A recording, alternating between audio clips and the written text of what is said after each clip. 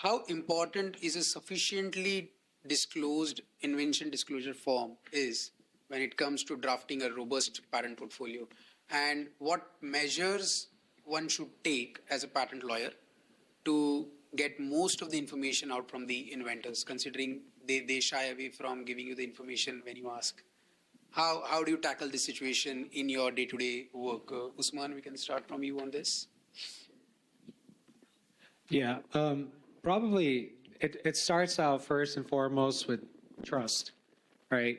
You have to, as counsel of your client, have to have their trust. And when you have their trust, they're going to feel more confident in divulging information to you, right? Because as you're alluding to, sometimes you do come across certain clients, they may not be as exposed to the world of IP, and they're reluctant to share their sensitive information.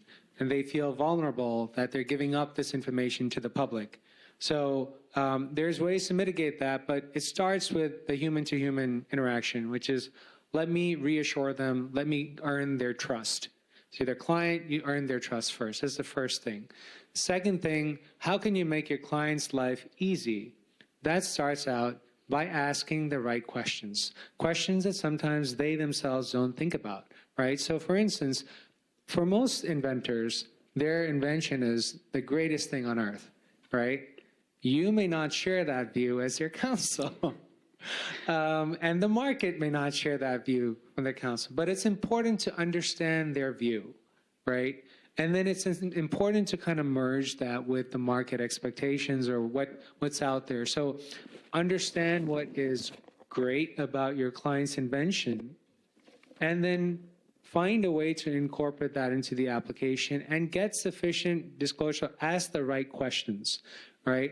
And amongst the right questions, to your point, is like ask them, okay, what's the problem here? What's the solution? What's the technical effect? A lot of times these basic questions will be overseen by the inventor because they're so involved in their invention, right? And sometimes they're dealing with multiple hats, right? There's the business hat, the marketing hat, the inventor hat. So you have to guide them to put on the right hat, right? And then ask them the right questions. So invention disclosure, sometimes there's a form that you can put together and present to your clients, and that encourages them to provide the kind of information that you think is going to be important.